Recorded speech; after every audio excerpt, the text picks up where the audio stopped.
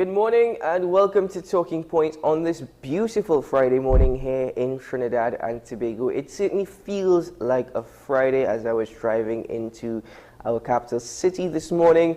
The sun was shining, the traffic was not too bad, but certainly a beautiful day out there, ladies and gentlemen. And thank you very much for joining us this morning on the program.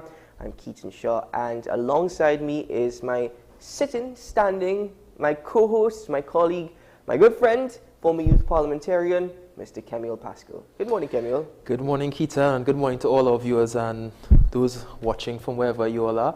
It's certainly a beautiful Friday morning. I mean, it's the weekend, so we're well excited. I can tell, my friend, yeah. I'm not too sure if that's sorrel, if that's hibiscus, but whatever it is, looks good. Is that a balize? Well, joining us also via Zoom this morning, we welcome to our program Miss Misha Trim. She is the chairman of the Tobago Carnival Committee, and Tobago Carnival was officially launched on the 17th of August. Hello, good morning, Miss Trim. Welcome to the program. Good morning, and I'm still not on you guys, but thanks for having me. I hope you see us very, very soon, but welcome to the program. Ritual, Revelry, and Release. That's the theme for Tobago Carnival 2022. After much anticipation, the dates were finally released. We have a lot more information, and I must say the excitement is really bubbling up a bit. First of all, congratulations, but just to elaborate a bit, Ritual, Revelry, and Release. As chairman, what was the thinking process behind this exact theme? I mean, especially for the birth of Tobago's October Carnival.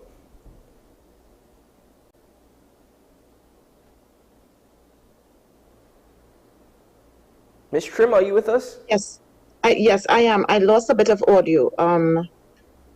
Can you repeat? Sorry. No, that's no problem. Sorry if anything on our end, but Ritual, Revelry, and Release, Tobago's first October Carnival.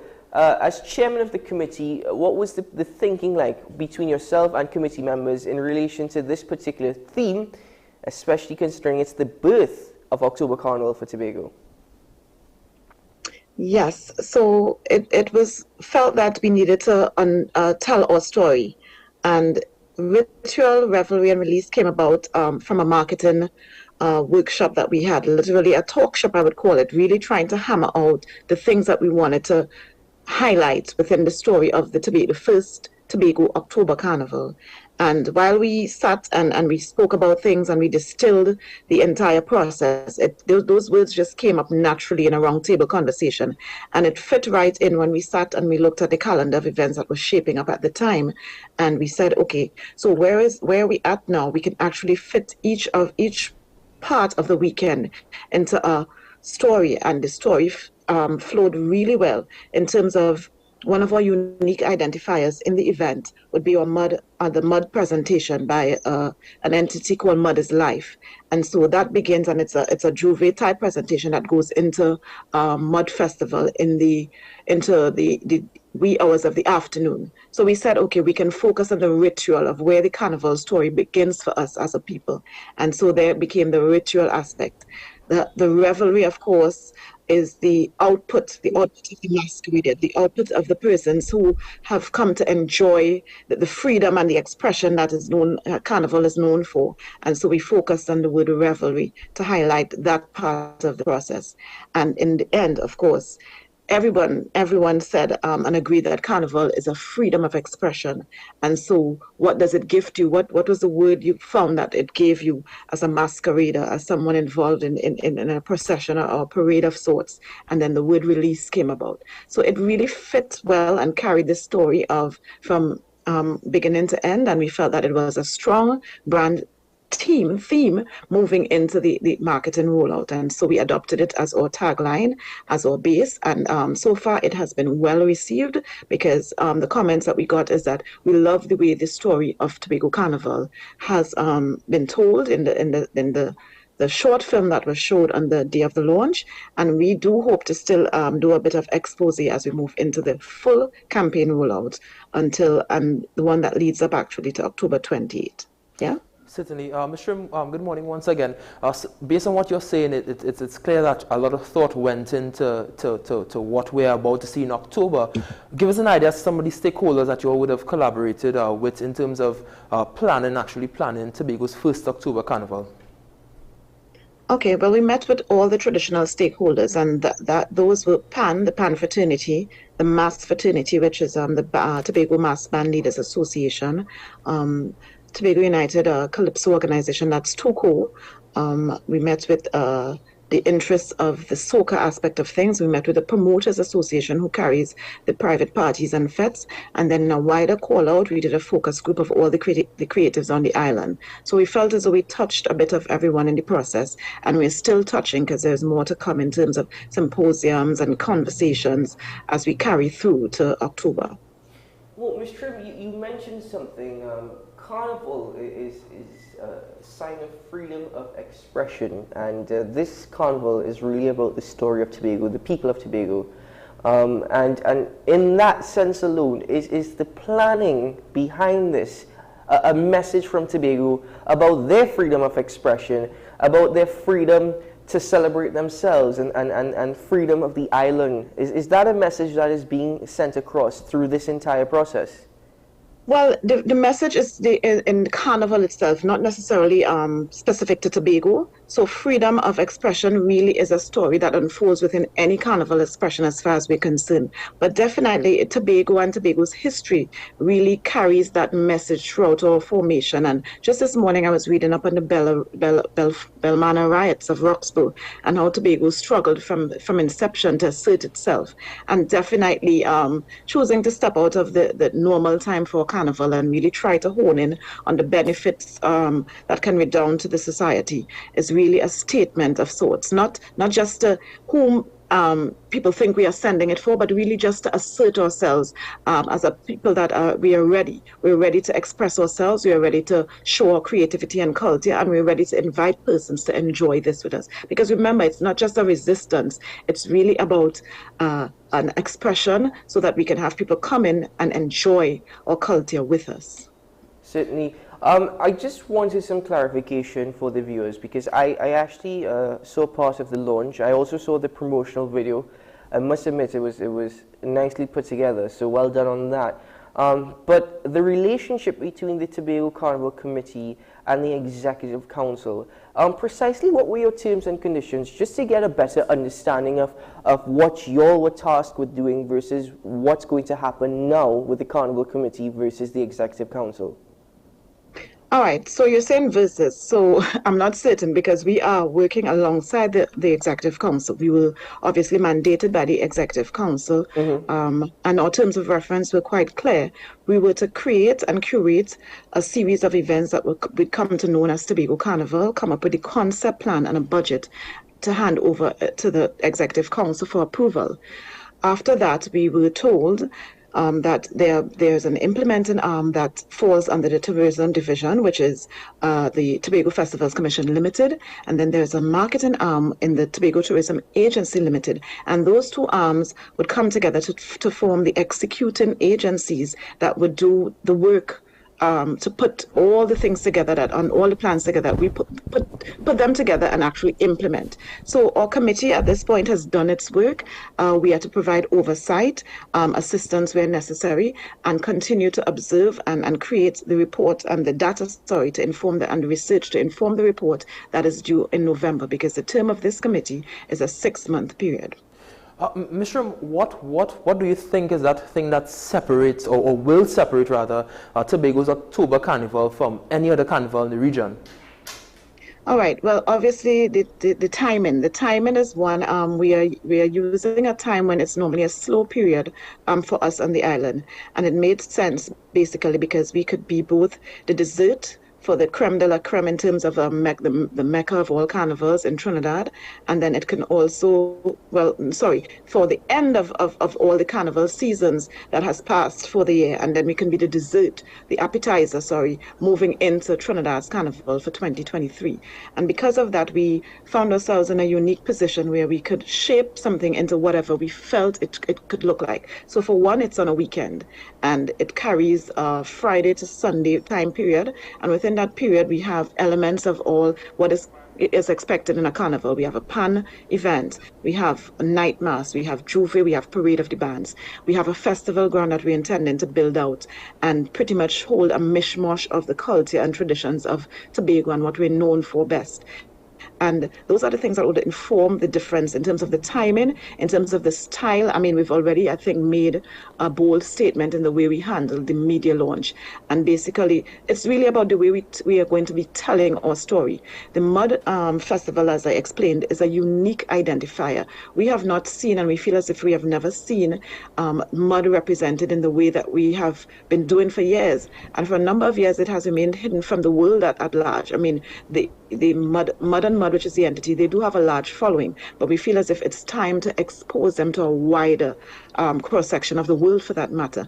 And they have been doing pretty well for themselves, because as a mass entity, as a carnival entity, they have been exporting their packaged mud, and people have been adopting it and using it in festivals and parties up and down the Caribbean, and maybe even further from my understanding. So we're really going to support the process of branding Tobago in a particular way, and because of that, you would see we'll hold some things close to our chest, and you will see it unfold in our marketing or social media, and eventually as you visit and enjoy our festivities at the end of October.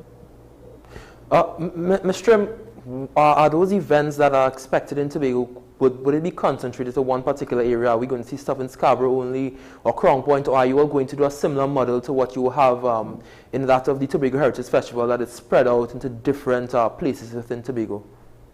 Yeah, by virtue of its duration, we would spread it out, but it would not be as splintered as the Tobago Heritage Festival. So there is the Juve that will take place in Crown Point, the night mass will take place in Roxborough, and the Parade of the Bands is intended to take place in Scarborough. Mm-hmm. Well, Ms. Trim, I want to thank you very much for joining us this morning. I certainly look forward to Tobago Carnival, and I don't know, maybe we'll see you there, in the Mudfest, in the Pan, in Juve, whatever it may be. But thank you very much. Congratulations once more. And I really like how you described it, the dessert of the creme de la creme. So thank you so much, Ms. Trim. Best of luck to you going forward. And, well, who knows? We may have you on this program again very soon. So keep well. Thank you for having me, and I do look forward to seeing you guys in October. Certainly. Thank you. Well, folks, that was Miss Misha Trim, the chairman of the Tobago Carnival Committee, joining us this morning. Very much grateful for her presence. I know she's been very, very busy, but she made time for us. But for now, we are going to take a break on the program. What are we saying? Well, we'll continue the discussions this morning. Kemuel, on this beautiful Friday morning. By the way, I think your shirt certainly does justice to today's mood. We'll be right back after this.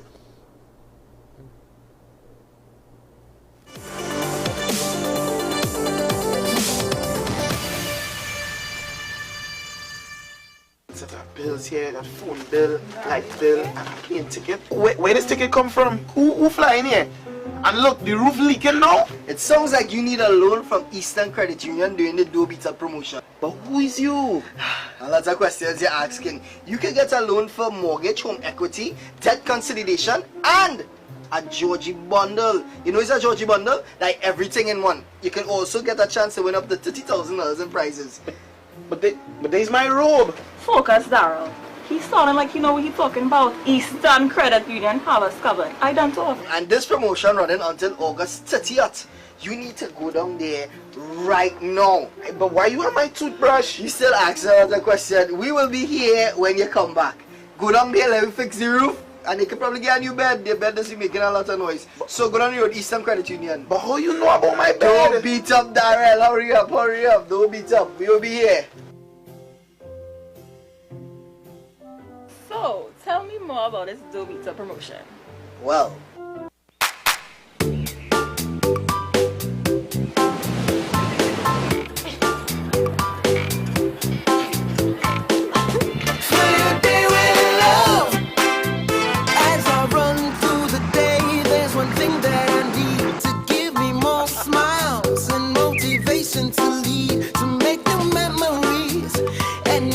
to grow my kiss and rich bread, the best taste that I know.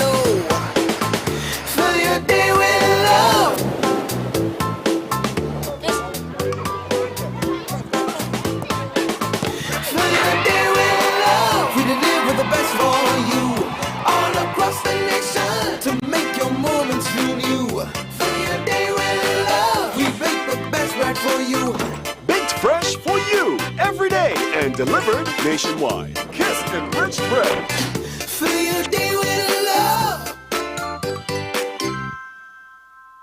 Welcome to the American University of Barbados School of Medicine.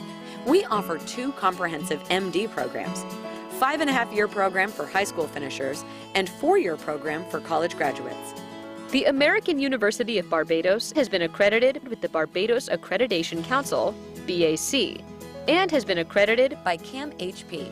As the medical school has affiliate hospitals at Baltimore and Chicago in the USA and the Caribbean islands.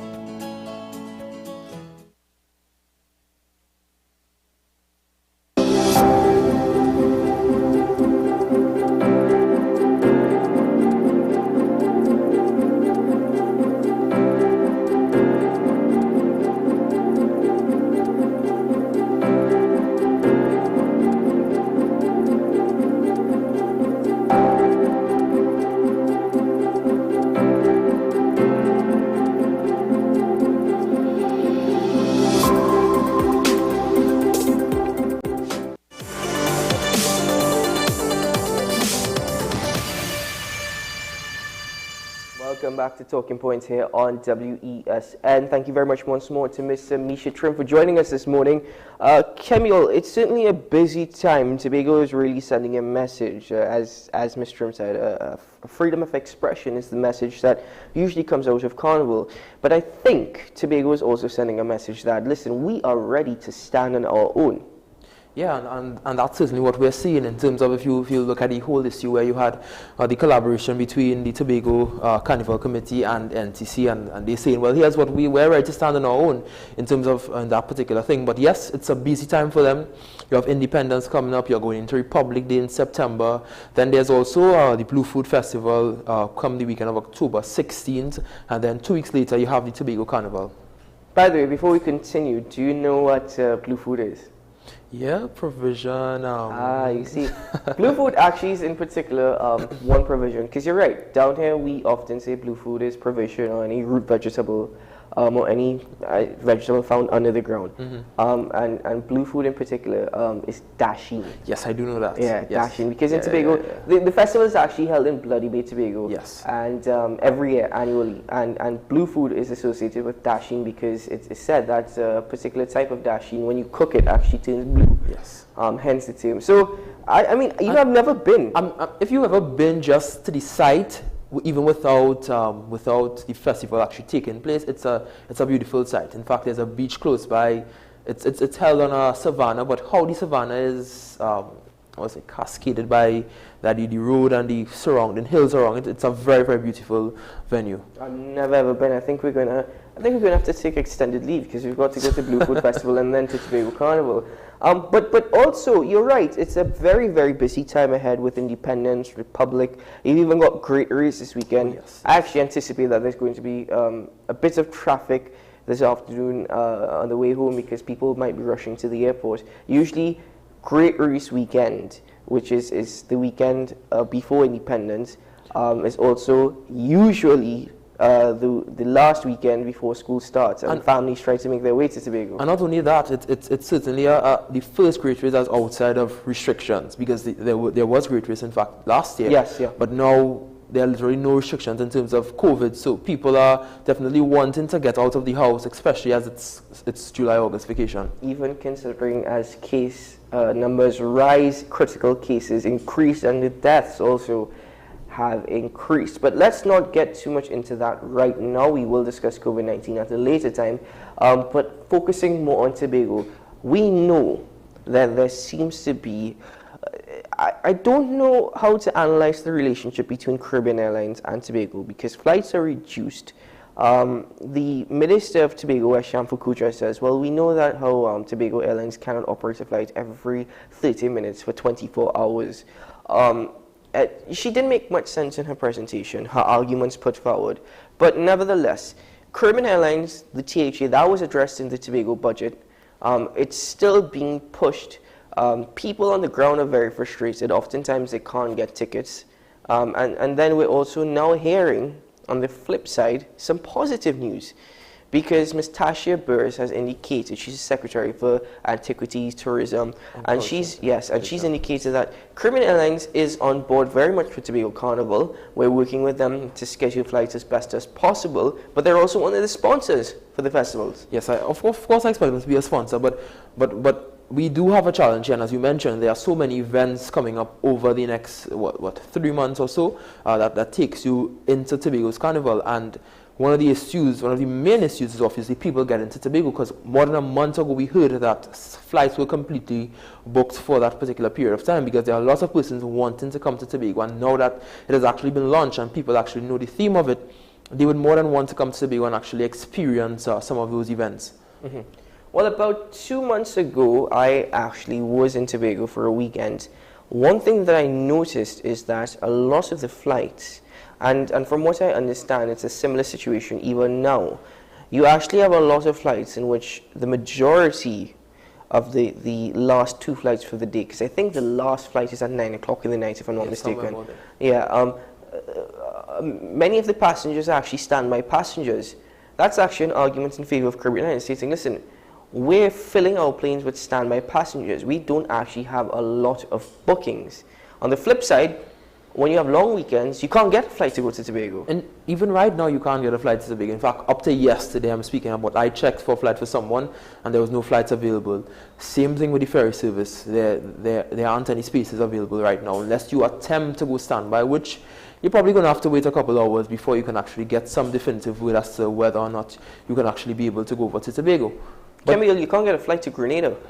This is the thing, we speak about Tobago. I think it's an issue that Caribbean Airlines really needs to sort out. I think what has favored Caribbean Airlines is the fact that they have monopolized the Caribbean market.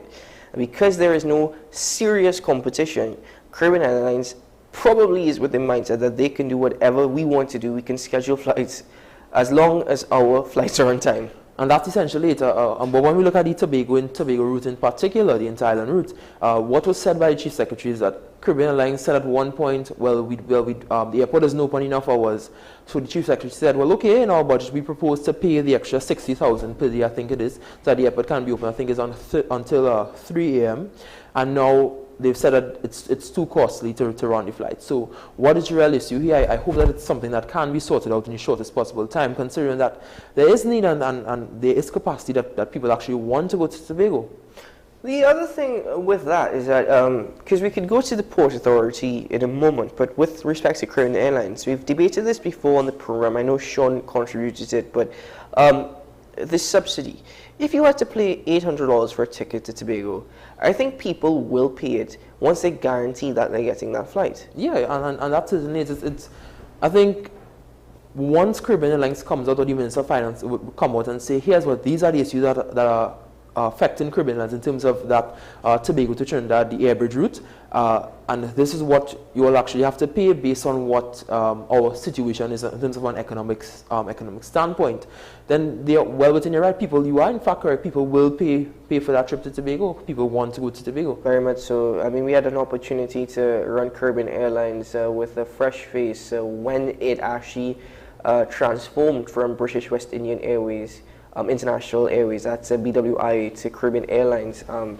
It has not gone all too well, and I just hope it doesn't turn into the usual with when it relates to state companies, and that is over-bloated, inefficient, and certainly too costly to run. Now, back to the Port Authority, Ms. Tasha Burris has also indicated that, listen, we've been in contact with the Port Authority. They've agreed to release their October schedule very soon.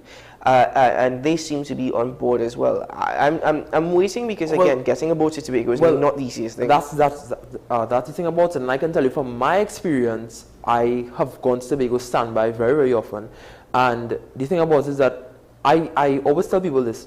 If you go back to, let's say, 2011, there would have been 4 boats running between Trinidad and Tobago, from Trinidad and from Tobago on a daily basis. You had the 6:30 boat, then you would have had one at 9:30. That's when the boat used to run at about 2.5 hours. Then you had one at 9:30, then you had one in the afternoon, then you also had the boat run at 5 p.m., not 4 p.m.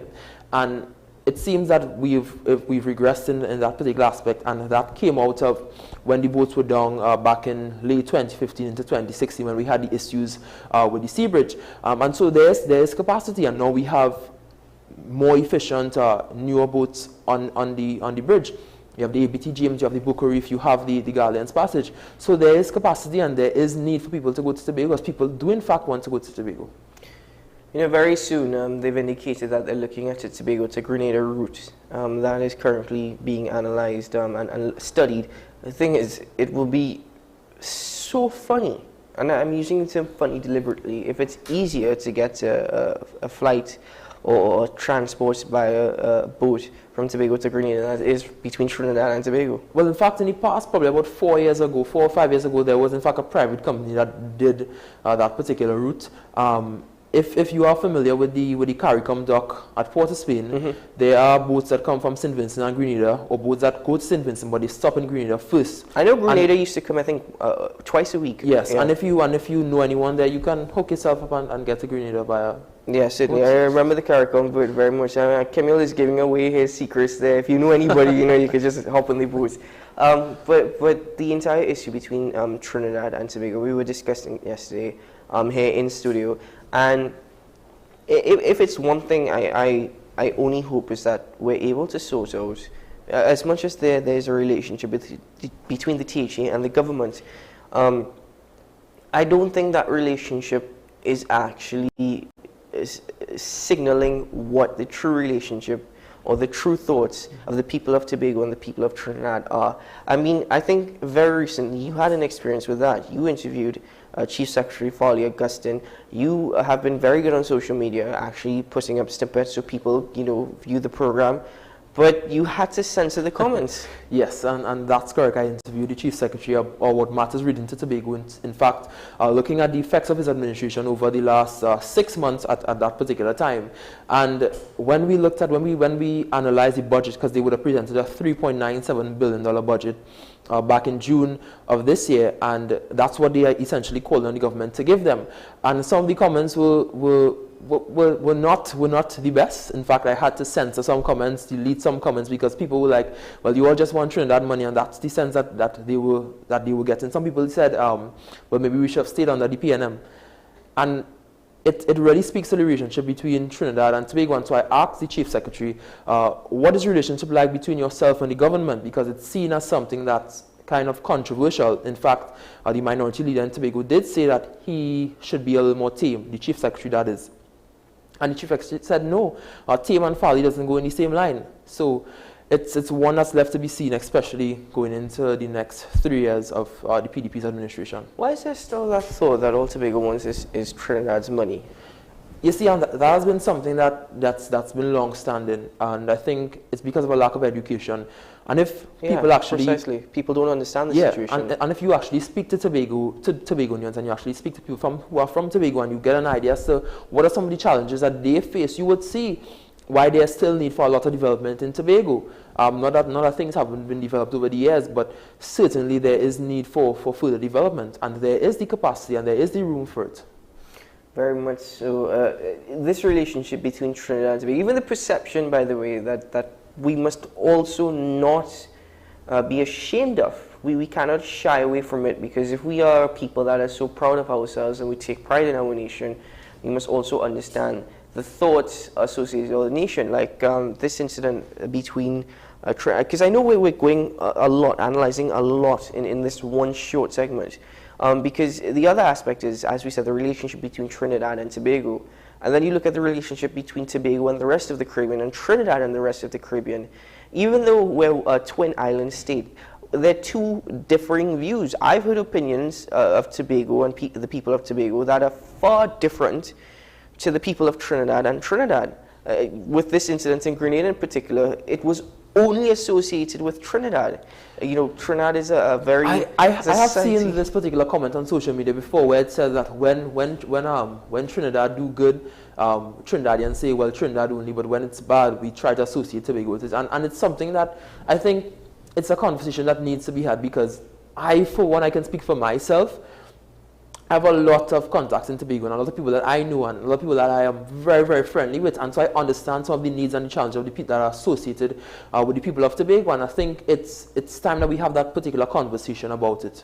Yeah, certainly. It's been delayed too long, and what's really gotten in the way of it over the last couple of years is the politics, national politics, and the politics on the island of Tobago. But you know what, I hope not to face any pushback comments, at least from what I'm about to say, but the people of Tobago are absolutely beautiful, wonderful, very hospitable, and in my experience, what I've realized is that many a times, I've seen it, I've witnessed it, and I will not actually try to in any way manipulate the truth.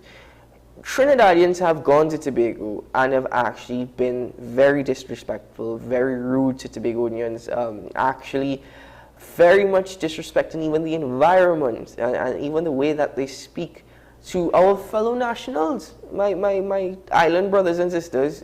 You know, it just seems as though Trinidad and Tobago, there's a certain level of arrogance with Trinidadians, and sometimes I can't blame Tobagonians for their thinking, especially when a Trinidadian comes up and they just are very, very, they just want to keep their distance. I've witnessed that, I've seen that, and I've also witnessed the other side where I went to Tobago, and I remember going into Roxborough, and I met some people there. First time I'm meeting them, I don't know their names, I don't know who they are, right? I'm doing some work, they've invited me for dinner, they gave me dinner, they've invited me for breakfast the next day, and they said, listen, next time you come back to Tobago, you must look for us. And that is the gem. That's the relationship that I have in terms of in many places that I've stayed. People say, come back, and come back. Not just come back because they want you to stay by them, but because they are very hospitable people, and that's a fact. So if there are issues that Trinidadians have with Tobagonians, then there are things that need to be sorted out, because clearly you have not really and truly had a proper experience with a Tobagonian. Certainly, I agree with you. I think clearly you haven't had a proper experience with a Tobagonian. But folks, listen, we have more conversations to get into very shortly. First, we have to take a quick break here on the program. But when we return this morning, well, hopefully, fingers crossed, we get very lucky enough when we're joined by two very special guests. Stay tuned.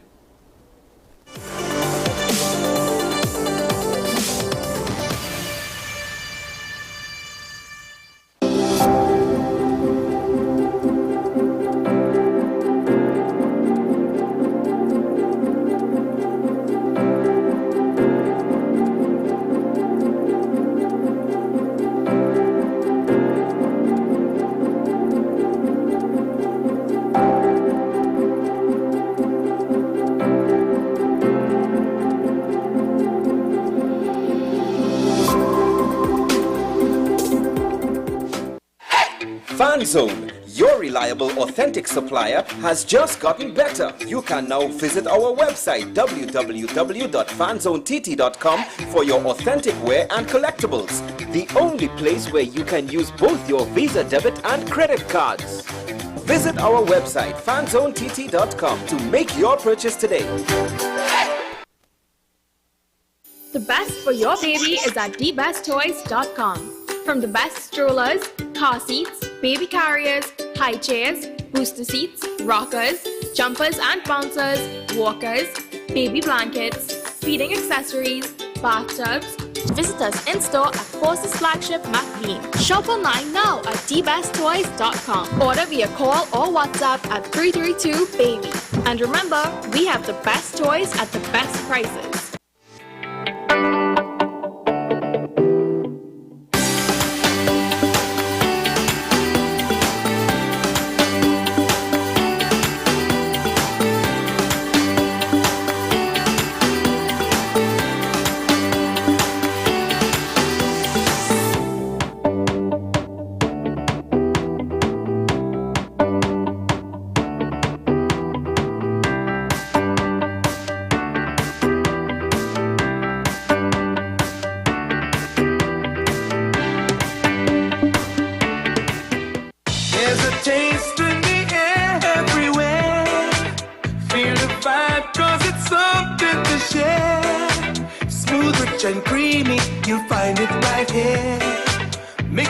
Relax a while, it's fun and good cheer.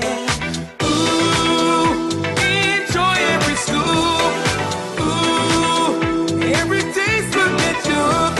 We have flavors that you love combination special. Come along, enjoy your treats. This is Uncle Pete's.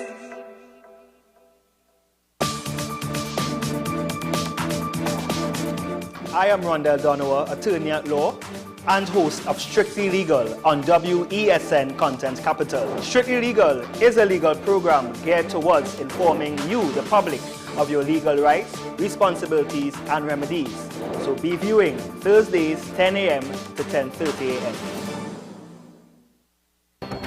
The issue, the continued rise in the price of flour and its impact on the cost of living in Trinidad and Tobago. How should we go about it? I want to ask you, what has been revealed to you about the state of vulnerability in the country because of this exercise and because of what we're going through? Is the government losing the war on the vaccine front? The discussion should revolve around the common good for the greatest number of people in Trinidad and Tobago. How do we inculcate a sense of respect and regard for people who may not be of your own political ilk or persuasion?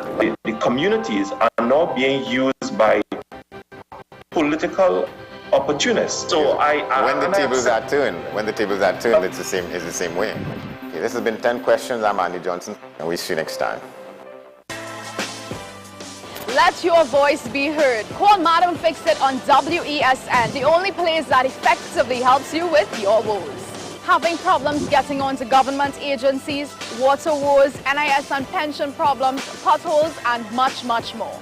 Call me, Madam Fix-It, every Monday, Wednesday, and Friday, right here on WESN. Let me fix it for you.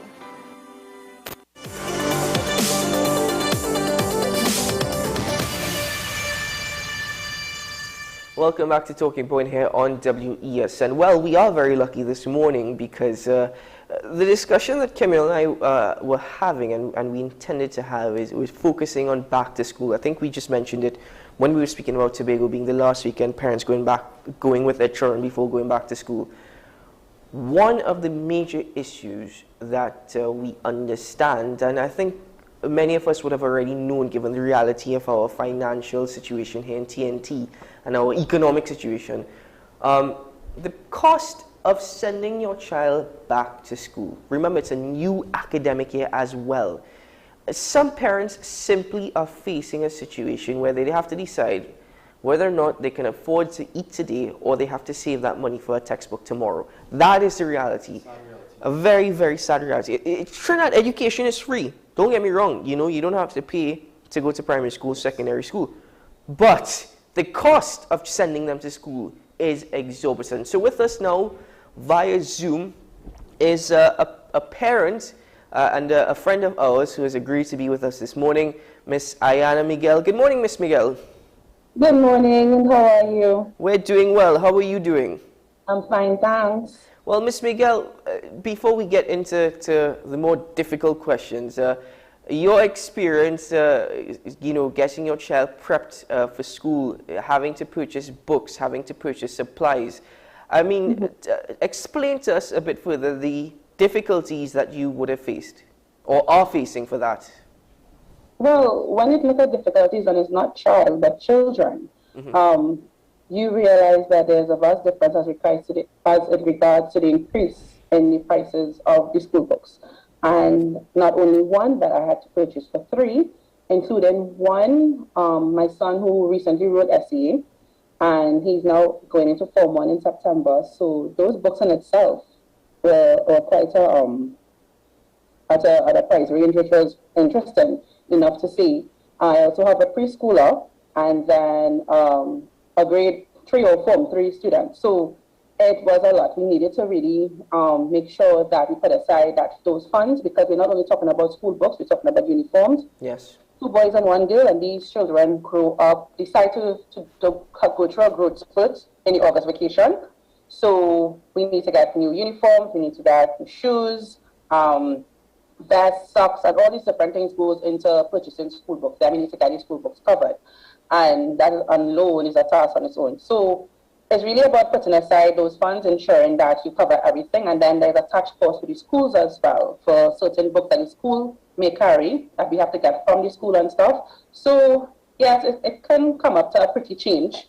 And it does require some budgeting on behalf of the parents. And I mean, we were blessed to say that we could have gotten it done in a timely manner, but you will see from time to time there are cases where not everyone can do it. Not all parents can actually get the books, afford to purchase all these books, the pencils, the art supplies, and all these different things that goes along with it, music and stuff like that.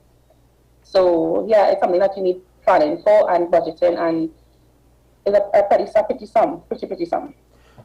Ms. Miguel, you obviously made a lot of great points in there, and I think obviously we're still in the pandemic, but we're kind of out of the height of the pandemic. And you know, school would have reopened back on the 19th of April, and students went out, and there was the opportunity for you to obviously not have some of the things, because obviously some people were not in readiness in terms of by way of school uniforms, school shoes, and that kind of thing. Do you think that the government should have extended that particular privilege for this term until parents can actually get themselves on their feet come January 2023? Well, that would be an interesting question. I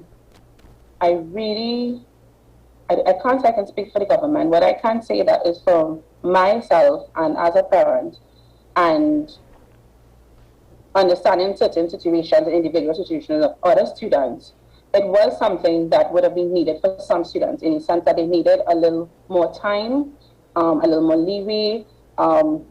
New requirements were harsh, and harsh in the sense that of finding these funds at such a short notice to get their kids out. So you found that a lot of kids would not have had what was needed during those terms. So it's something that could have been looked at, but it was done. And like I said, my son wrote SEA, right? And he prepared for SEA during COVID, during the pandemic, as well as some other students before him. And looking at him and this online classes and actually getting it done online, and then going in and write this exam, I was really worried for him as a mother, right? We were worried for him, and we were concerned, but he got it done, and fortunately and successfully enough, he passed for his first choice. We are very happy. But again, not everyone was able to achieve that or can afford those things. So again, I don't want to speak for the government per se, but I do understand where some parents would say, yes, that was needed. Yeah, well, I appreciate Ms. Miguel actually seeing the positive side. She will not get into any conflict. She will resolve any conflict. She knows exactly what I'm talking about. Her. She knows exactly. But Ms. Miguel, also, you mentioned uniforms and 3 children having to purchase uniforms spread over the vacation, over the last 2 years actually, and sending them back out to school. I know the cost of almost everything in TNT has gone up, but has there also been a drastic increase in the prices of uniforms as well? Well, I would say yes, and I would say it from a socioeconomic standpoint, in the sense that with COVID, the shutdown and stuff like that, a lot of companies which produce these uniforms, or a few companies who produce these uniforms, unfortunately went out of business. So therefore they were limited supply or less supply, and therefore this would have impacted the cost of the uniforms. So yes, uniforms would have gone up, as everything else has gone up thus far. So again, it is an increased cost. Vests as well went up, socks as well, shoes. So everything did go up. And then again, we have to take into consideration what is happening on a global scale, as well as how it will affect raw material and all these different things to produce these things. So yes, it automatically will go up. But are there any other concerns that you have now? Because I mean, we can speak about COVID-19. We're speaking about how COVID-19, yes, has impacted upon the economy, has impacted upon businesses, and how we're now seeing that translate for children going back out to school. As a parent, I mean, do you have any other concerns as well sending your child back out to school? Because, you know, keeping your children home versus having to send them out to school, there is a greater cost having to send them back out than keeping them home as well. Yeah, but what about the social aspect of it? I think that is a huge cost for me, because especially with my 4-year-old, she is going out into school mainstream for the first time. She started, was introduced into a school setting online, and now she's going to go out there physical setting. And her social skills, she only knows class through the computer, right? She's not that familiar with the face-to-face. How would she be able to socialize with the other kids? I mean, being home really affected these kids' social skills, and we need to pay attention to that as well, right? We don't really have a social being, especially for the Generation Alpha kids.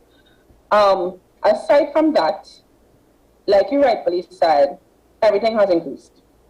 So we know there are also going to be additional associated costs with our kids going back out to school. You have the schools having their personalized stuff that needs to be purchased by the students. You take in consideration of that. You have different things, activities that will be going on in the school and stuff like that. So it's my hope that the schools are understanding of this, and as we say in Trinidad, I don't bust my pocket in any sense. But yeah, I mean, you have to pay attention to the increasing costs. You do. I mean, kids are not cheap. Not just by anyone who wants to have kids. I mean, go for it. It's great having the kids and the warm kisses and stuff like that, but kids are expensive. Camille, listen, Miss Miguel is being very responsible as a parent, but you know, you mentioned government initiative. I know that the government at one point was looking at a textbook grant. I'm not sure where we are with that, but in relation to that, there's also the flip side. We know of a situation here in Trinidad and Tobago where there are some parents who will quicker buy a FEC ticket, or will quicker buy a carnival costume, or take out a loan for a carnival costume, rather than actually save up to send their child to school. And even now that's happening with all the struggles that TNT is facing. Well, that's it. In fact, just yesterday, the Scrapper and Dealers Association dealers who were protesting in Claxton, they were in fact calling on the government to give them a $1,500 book grant because they are claiming that they can't send their kids back out to school based on the fact that the export within the industry has now been scrapped. And so it ties into a larger societal issue in terms of people not being able to afford school books. And the sad reality is that some people now have to choose on whether they send their kids back out to school or they eat today. But is there also a situation where people are not prioritizing their expenditure? Because don't get me wrong, I know of the economic situation where people are struggling, where people can't buy food. We discussed that 2 days ago, so I'm aware of that. But is there also a situation with the middle class, at least whatever is left of it, that they're not prioritizing what they should be spending their money on? Well, yes, and no as well, because some people would say, well, here's what I am prioritizing, but I'm still not able to actually purchase school books for my children, and that's just it. There are people who are very, very responsible in terms of their spending and how they budget their money, but the sad reality is that, as Ms. Miguel would have mentioned, it's just the cost is very, very high. It's very costly. And some can and some cannot, and that is the truth of the matter. Some can actually do it as much as they would budget and put things aside. They just cannot. I mean, especially if you're working for minimum wage, both parents working for minimum wage, one parent working for minimum wage, you have more than one child. It will be difficult for you to send your children out to school and prep them to the way that you would like as a parent to get everything for them, right? So therefore, some assistance will be needed on that end. So it is a fact. You can be the most responsible, but if it is your means, financial means, are not enough that is required of you to send your children to school, it just isn't. Well, Ms. Miguel, I honestly hear you. Again, I often wonder, how does one primary school textbook cost $250? You know? Get to secondary school, you'll wonder even more. Yeah, no, it increases. It increases. You see, and even the textbook rental program is no longer there. Yeah, because I was just about to say, I think they scaled back on that, or it's totally not there. That also is no longer there, because there's also an issue. As much as we could say, okay, government, give me a $1,500 grant, the other issue is that publishers are getting away with murder. They can have first edition, second edition. Second edition increased by $50, but they change one word in it. One word in the book. And they call it a second edition. And it's costing the issue there. Yeah. But Keith, I realize you have a first edition, and then you have a second and a third. And before you blink a fourth, and then you realize your price is increasing as it goes up with the different editions. And you're right. I agree with you on that point. I'd really like to ask Ms. Miguel, do you think if there was a standardized approach in terms of textbooks, if it would have been an easier deal on parents? Like, if, of course, I mean, a lot of people say no. Some schools, they want to keep the books that they think are best for their students. But if there was a standardized approach, maybe books could have been passed on to students. Well, again, not everyone will take care of the books to have it passed down. Yeah, that's true. You pay attention to that as well. When you say standardized, you mean one text used throughout all Form 1s, all Form 2s, or standardized in the sense that there's a system of where once the books come in, Form 1 persons coming into the next year can share the books and stuff like that. I mean, in terms of schools in Trinidad and Tobago, like using a particular textbook for 10th grade. It may make things easier, but then think about it as well. If we have, let's say, just please don't hold me to this, 30,000 students and only 20,000 textbooks printed of this one textbook, what's going to happen to the other students? Yes, no, and that has happened because one student might have I experienced this. I don't know if it still happens. You know, I mean, we don't have the caliber and quality of teachers that we used to, and it's not an insult to the younger teachers. I'm just stating there is a noticeable difference. But I know that when you had a textbook and the other student next to you didn't have a textbook, oftentimes you would say, okay, we will share, we could work together on this. Exactly. And then there were some teachers that actually used to say, well, you don't have the book, stand by the door. I know that for a fact. You know, stand by the door. And that's the thing, is that going to happen now? Because I am certain there are going to be a lot more students without the books. Are the teachers going to practice that same thing where, get out of my class, you don't have the textbook? Or you didn't come to school prepared for today or whatever. Exactly, that's what you didn't come to school prepared to do the work today, so it doesn't make sense you being in the class. So there's there's also a psychological challenge with students not being able to have books. They might think, oh my God, listen, what's happening? Why am I here? I don't have the book. You know? But Ms. Miguel, listen, thank you very much this morning for joining us on the program. We appreciate your presence and you being very open with us. And we know this was slightly last minute. You know, just a bit. Just a bit. You know, that tense, just a bit. You know, I know we in other words we brought forward the interview earlier than it should have been. But thank you very much nonetheless. You're most welcome, and thank you for having me. Thank you. Well, Camille, we will be exploring this topic a lot more in the next couple of weeks. Yeah, definitely, because as I mentioned, there's a psychological aspect. There's the behaviors of some teachers. Don't stand in my class, you didn't come prepared. And of course, there's the situation now where also publishers and authors, they get away, as I said, different edition, $50 more for the new edition, one word changes or the color of the cover of the textbook changes. You know, so all that comes into play. It's not just a matter of the government having to give out grants.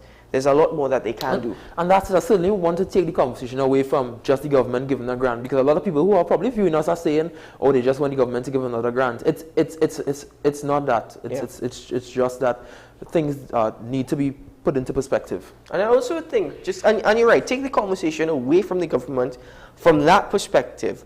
But at the same time, if the government were to do other things, as mentioned, such as the intervention with what seems to be unfair publishing, then they wouldn't have to spend money on grants. Yes, they wouldn't have to spend money on grants. There's still a situation where textbooks are ridiculously expensive, and some bookstores are way more expensive than others. I mean, that's capitalism for you. Nevertheless, it's a situation here in Trinidad and Tobago, which if you think in the last 2-3 years was bad, it's just worse this time.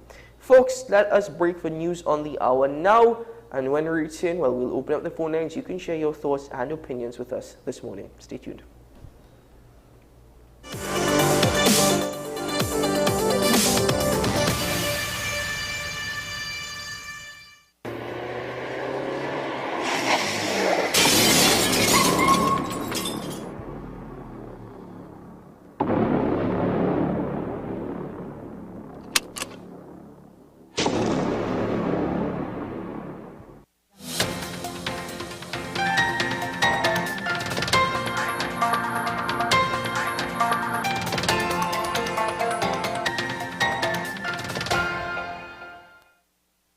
Here is your WESN News on the Hour. I am Marky Sekas. Thanks for joining us. Head the headlines. Murder toll climbs to 368. Opposition MP lobbies for reopening of scrap iron industry. Scrap iron workers says they are suffering. And internationally, children killed in storms in Europe. Now for the details. The murder toll continues to climb with the killing of a man in Faizabad. Reports say Angel Williams was shot dead at Silal Trace, Faizabad, just after 9 last night. His killing took the murder toll to 368 for the year thus far. Opposition MP David Lee is calling on the government to have a reopen of the scrap iron industry because workers are suffering. In a statement, Lee said that as a member of parliament for Pointe-a-Pierre, given that the Clarkson Bay area accounts for 50% of the scrap iron industry, he is aware that the families are facing severe economic turmoil, suffering as well as a total collapse in their ability to meet the cost of living as a result of the government's imposed 6-month ban on the export of scrap iron. He added that the constituency of Pointe-a-Pierre has been hit with a double blow of economic catastrophe because many of these workers were part of the thousands who lost jobs due to the government's selfish decision to close a Petrotrin refinery. Yet again, they are on the breadline and facing a future without hope. Meanwhile, for a third day yesterday, the protest action continued in Clarkson Bay. Scrap iron workers called on government to consider their livelihoods, especially just before the start of the new school term. We have plenty children and school is 3 weeks away to open. Men cannot buy books. It have men have rent to pay. It have men who might have purchased a van and they have to pay for it. How are we going to pay for it? The landlord do not want to hear. In international news, powerful storms have battered areas of Central and Southern Europe, killing at least 12 people, including 3 children. The deaths, most from falling trees, were reported in Italy and Austria, and on the French island of Corsica. Heavy rain and winds wrecked campsites on the island, while in Venice, Italy, masonry was blown off the bell tower of St. Mark's. The storms follow weeks of heat wave and drought across much of the continent. Well, that's news to the hour on WESN. I am Marky Sekas. Thanks for joining us.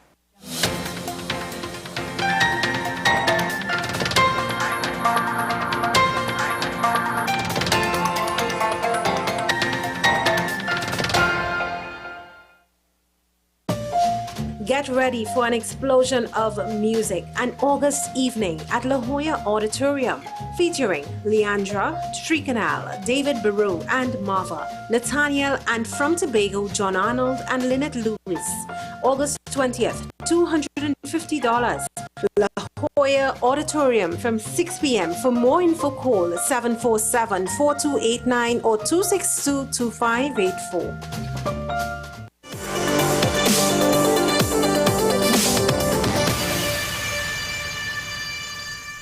Welcome back to Talking Point here on WESN, where we certainly explored a lot this morning. We started off with the Chip and the Chair Friday and Tobago Carnival. We then went slightly heavy into discussion surrounding the relationship between Trinidad and Tobago, as well as the perception of Tobago and the perception of Trinidad as actually 2 separate things. And then finally, we actually got into a more difficult conversation, which I know is affecting many people, and that is the cost of sending your child back to school. It's not only books, it's shoes, it's uniforms, it's clothing. You have to buy a new school bag, a new lunch kit. Fees, PTA fees, and some schools are exorbitant where their PTA is so concerned. many fees that you have to pay, and yes, you're right, exorbitant. Folks, listen, the phone lines are now open.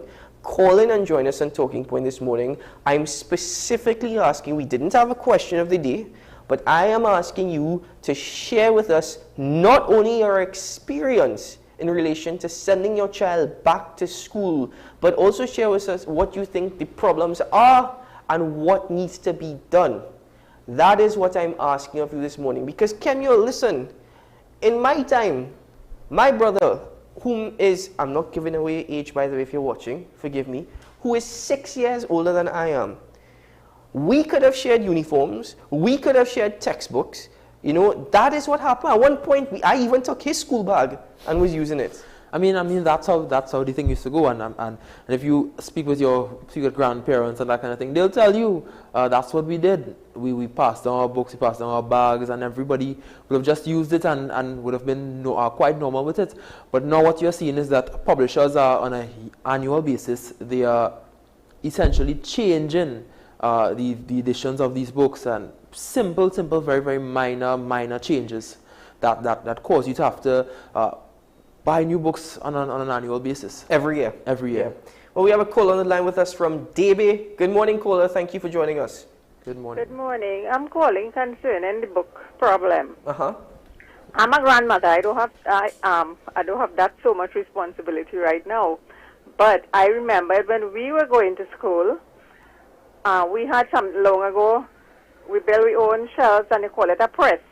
And we used to have all our books packed up there, and village people could have come and shared books that were used for years. Yes. Nowadays, they're just reviewing 1 or 2 pages in a book and call it new edition, and the person go up a class higher than the other one, and they cannot use that book. That is putting real strain, and teachers themselves are reviewing doing over the books. Yes.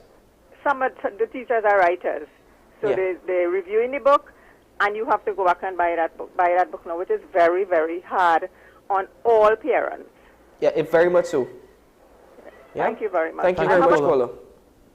Sorry, caller, I think we cut you off a bit too soon there. Call back in on the other phone line and so you can make your other point. And the caller is absolutely correct, but we do have another call on the line. Claxton Bay, good morning. Yeah, hi, good morning, Keaton and Pascal. And Pascal. Good morning, good morning. Good morning. Yeah, that book thing, I get to realize that book thing is a real, like it's a mafia thing, because we too, I went to school when we had West Indian reader, we had from 1 to 5, you understand? And we was using that book right through, and all of a sudden I have my children and I realized that I had to be spending $umpteen on books for all kind of frivolous things, and these are things that glad that all you could talk about it, maybe some change might really happen. But the other thing I wanted to talk about is this, quickly. Everybody talk about the 2010 general election, and they say that was the best government that we had in this country, 2010. I don't know if Ole was here because Ole is 2 university students. I guess Ole maybe was in Harvard or something like that, or Howard University. I don't think, because I don't really hear Ole talk about it anyway. But if that was the best government, I mean to say we should be hearing people talk about that. But to me, when I see a government could come into power and dismantle national security, you understand, dismantle the whole thing, and then lock up 9,000 African people, it makes me wonder what kind of government will do something like that. But then, nevertheless, people say it was the best government.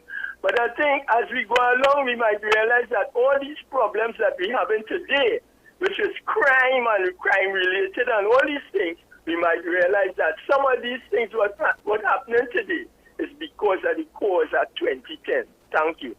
Thank you very much, caller. Well, caller, I am not entirely sure I will agree with you on that. I will not blame one particular government for the crime situation in Trinidad. I will blame multiple governments for never doing anything about a situation which has only gotten out of hand. What we're seeing taking place now is not entirely the fault of the People's National Movement government. They have a large part to blame, mostly because they put somebody who has no clue what to do as the Minister of National Security. That's one aspect of it. But bear in mind, it was the same thing between 2010 and 2015, and the same time before that. Crime has only increased because we've allowed it to be that way. We've not done anything. So it's not just one government in particular. I take your view, I take your point, but it's multiple governments across the board. Their failure to actually do something rather than constantly campaign on nonsense that has not worked before, well, that is where they have actually failed. That is one of the true, in my opinion, not a source of crime, but it hasn't helped the situation. It's just basically pushed it along. Kemuel, back to the first caller, which I will get back into very shortly, because we have, I think it's the same caller with us from Debe. Good morning, caller. Good morning. Hi, good day. I got cut off, so I luckily I get back to. This is not concerning books, right? I called you all concerning a vehicle that was an accident 10 years ago. right? Uh-huh. And they wrote off the vehicle. Yes. And then, that is 10 years ago, right? And now somebody comes to ask us to transfer the car in their name. I remember called the you all story. about this program Yes, already, yes. but now we keep calling the insurance people and they're putting us off. So we spoke to we went to Transport Commissioner office this week. Uh-huh. We had to do a letter with all the information about the car, pictures of the car, check that they gave us, everything, right? Mm-hmm. And now they're sending us the fraud squad. They say we have to go back to the insurance, get a letter that the car is written off, right? The insurance now, yesterday, they called and said the head office has not sent that letter yet. And now we have to go to fraud squad. Caller, what's the name of your insurance company? I could call it? Yes. New India. Okay. Thank you very much. This particular part, I am going to pass on to, what I will ask you, caller, is that very quickly, could you just leave your name and number with our directors? All right, okay. But I want you to call back in off air after the program has ended so we can take some information. Yeah? Call, and also today is Madam Fix-It from 11:30 to 12. Please call Madam Fix-It today from 11:30 to 12. Anytime there, call Madam Fix-It. She will be better equipped to assist you with this. But apart from that, the caller can actually make a complaint to the Financial Services Ombudsman because they deal with stuff like that. But we do have and their services are free. Yes, we do have Sanfnan on the lines. Is Sanfnan there still? Hello, good morning. Good morning. Good morning. Good morning. Good morning, Keaton. Morning, Camilo. Good morning. I really like that name, Camilo. I have a nephew. That's a very strange name. I only know two people, you and my nephew, with that name. Anyway, you know, I have an issue with as Camilo stated, the city publishers. Yes. That has become a runaway horse, which the ministry has failed to hold on to. Mm-hmm. I have kids. My kids, some of them finish university, and have some in university right now. And when that switch came, where we started to allow local publishers their books into the system, it became a way for some people to make money. And it has really gotten out of hand. I have looked at it over the years, and I am so incensed about that. Mm-hmm. That the ministry has not done their role in saying, sometimes why you need to put out another edition next year. The ministry has to have some criteria saying, okay, this edition we're going to use this for the next 4 years before you put anything out. Yeah. And also they will be able to hold the prices because it's ridiculous. I can afford. I can't understand how parents. I listened to that lady this morning there. Mm-hmm. Some parents really have an uphill battle with respect to getting this thing done in terms of getting back the children to school, especially after a 2-year hiatus. Yeah. But I really empathize with them, gentlemen. Have a good weekend. Thank you. Thank you very much. We do have Tunapuna on the line. Tunapuna, good morning. Hello, good morning. Hello, good morning, gentlemen. Good morning. Good morning, good morning. I'm calling from Tunapuna. I want to talk a little bit about this textbook. Please do, yeah. You know, we have the internet around. And the internet update their services and their programs and things on a daily or hourly basis. So I want to believe that these book people, publishers of these books, are following what is happening with the social media in respect of the internet and so on. Right? So, but we must have something in place as a Ministry of Education as to where we have to go with this. Mm-hmm. Right? So that has to be addressed. Yes, certainly could. In respect of the comment you made about crime, going back again, they had a prime minister in this country, brought down crime from where it was for 4 straight years. And he also gave the reason why and how he did it. So why the rest of them are that after 20 years are calling the Prime Minister named Mr. Basdeo Panday, who he took responsibility of the Minister of National Security and he brought down the crime to double digits in the 90s. Why it is no one else, especially from this present government, introduce measures that will be able to take care of this crime. We just want accountability, and that is what is lacking where crime is concerned. No accountability at all. That is the problem. Sure, Thank caller. you, gentlemen. Thank you very much, caller. Have a Thank good day. Another caller in line with us, caller from Arima. Good morning. Hello, good morning. Hello, good morning. Good morning. John, Yeah. I want your co-commentator to write this down. He's listening. The letters PhD. Uh-huh. The term common sense, creativity, innovation, ignorance, and insensitive. These words do have PhD in them. Secondly, with regards, you said I was talking about Tobago wanting to go alone. Yeah. Tobago earning 1 billion but spending 4. Whereas WASA earning 700 million and spending, they earning 700 million but they're spending 2.1. So you're looking at a 1-to-3 ratio versus a 1-to-4 ratio. And at the same time, you want to cut WASA staff. What you're cutting in the THA? Tobago cannot go alone. On the third issue of crime, we in this country have been tolerating crime for too long. And now it comes to bite us. Let me give you an example. Illegal immigration, highway vending, prostitution. And my last point, this wrapping up everything. You see the port in this country?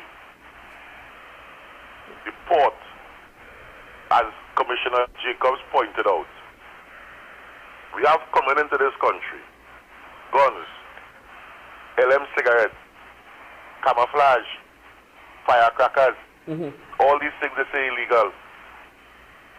We have copper going out. If the police and the port officials were searching these containers when they're going out and working their way back to the scrap iron dealer and back to who sell them, we would not be in this problem today, sir. Yeah. Thank you. Have a good day. Thank you very much, Sure, caller. thank you. We do have Shogunas on the line. Shogunas, good morning. Good morning, gentlemen. Hey, good morning, Professor. I halfway agree with your last caller. It is not only crime is the problem. The problem is law and order. We have to enforce all our laws.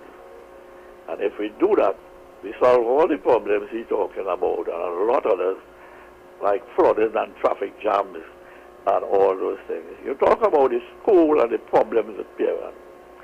And the reason for it is government assistance in the school is not properly taught out. I shouldn't say that, it's crooked.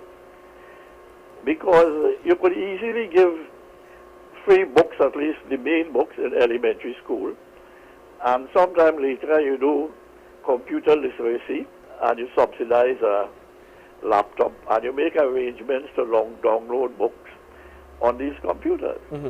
I wouldn't pay transport for elementary school. People supposed to go to elementary school where they can walk in distance. But if you look at all these programs, including school feeding, it's to feed the supporters rather than to assist the children.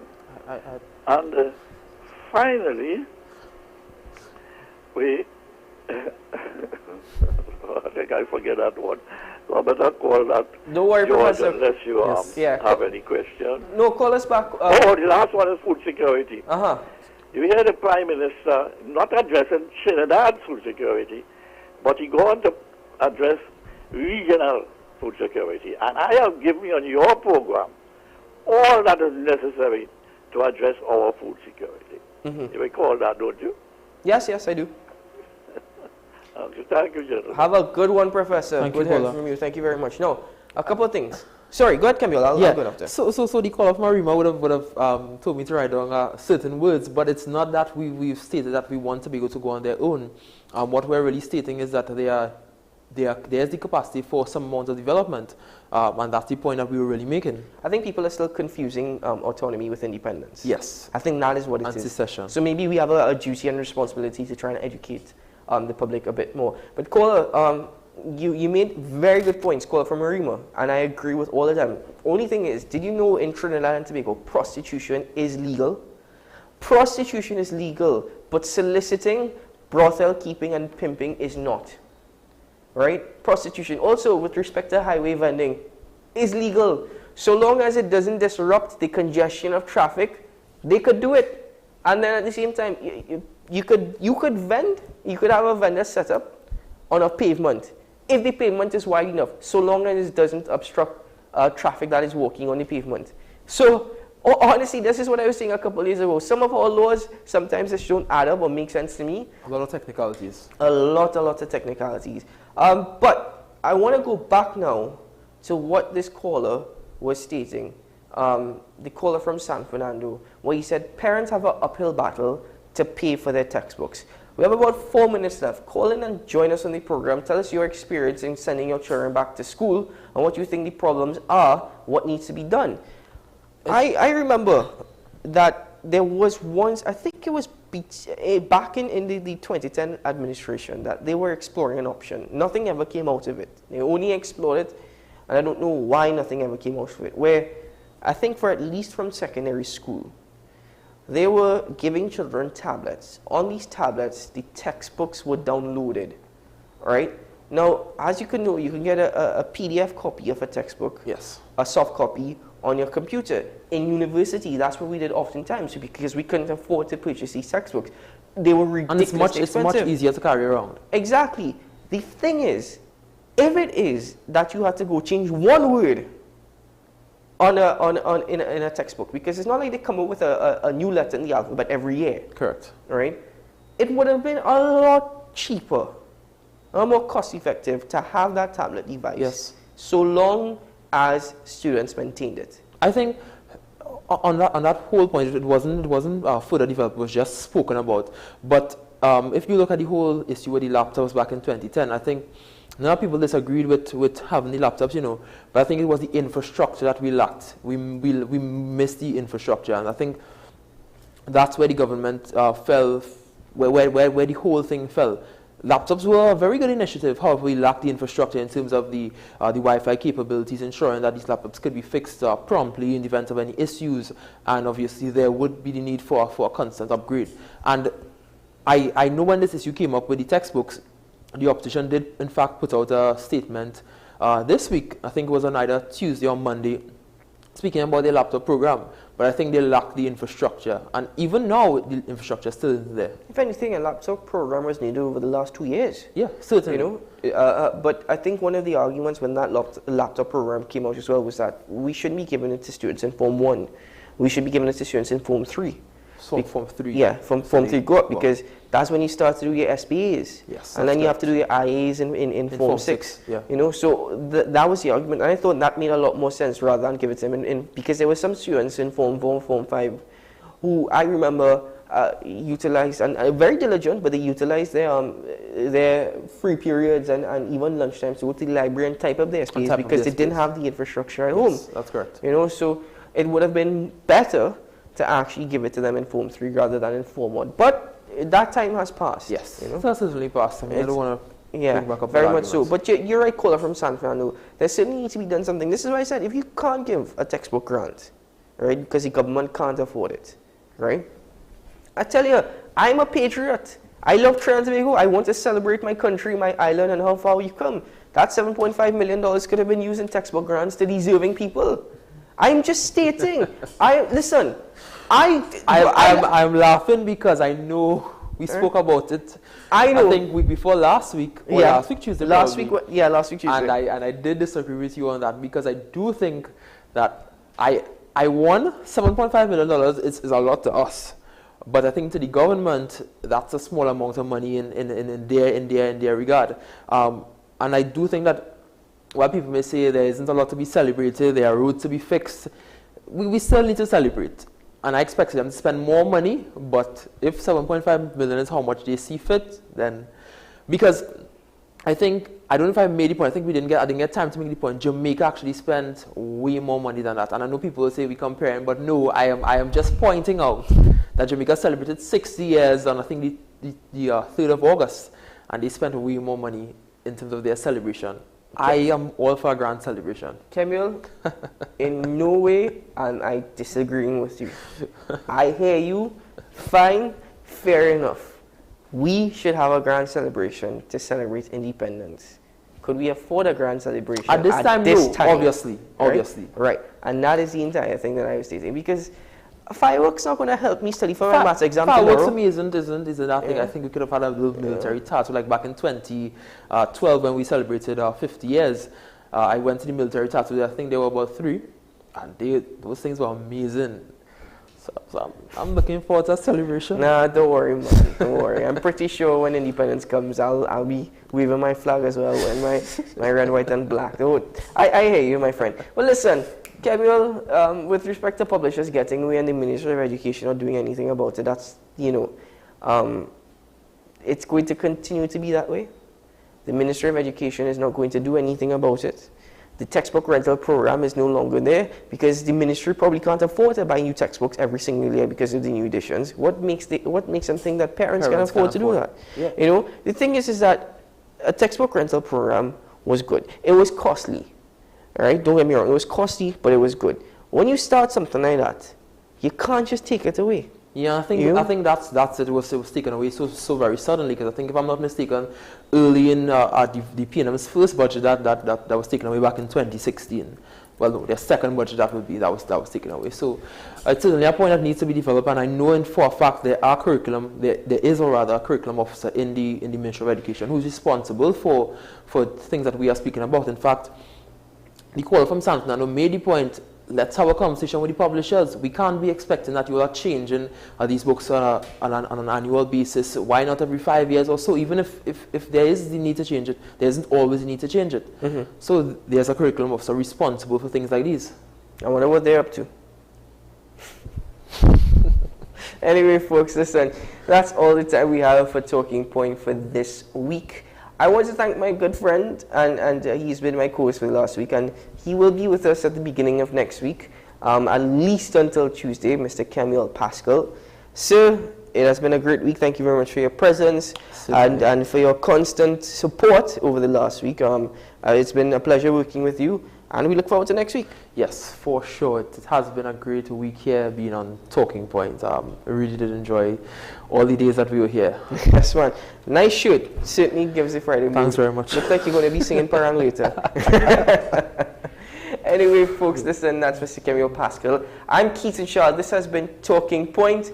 We have 10 questions at 10 o'clock with Andy Johnson. I'm sorry, my director is stating 10:05 because we have news on the hour first. But folks, listen, as ironic as it may be, we still live in a beautiful country. This morning when the sun was shining and a lot of people on the road just dance. I saw quite a few just dancing in their car, singing in their car. I wanted to know what radio station that was. I didn't figure it out. But we do have a lot to be proud of and a lot to celebrate, but we also have a lot of issues that we need to iron out and sort out. And hopefully with programs like these, well, it'll give the people in the position some ideas, because it looks like they can't think for themselves. They don't know what to do. But anyway, that's it. Have a great day, a great weekend ahead. Remember, today's a good day to have a good day and a great weekend. We'll see you again on Monday morning. Bye-bye.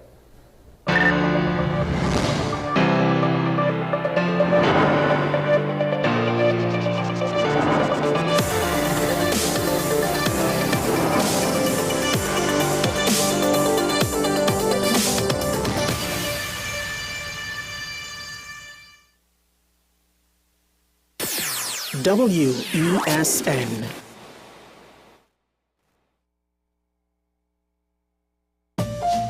get ready for an explosion of music an August evening at La Jolla Auditorium, featuring Leandra, Tricanal, David Baru and Marva, Nathaniel, and from Tobago, John Arnold and Lynette Lewis. August 20th, $250. La Jolla Auditorium from 6 p.m. For more info, call 747-4289 or 262-2584.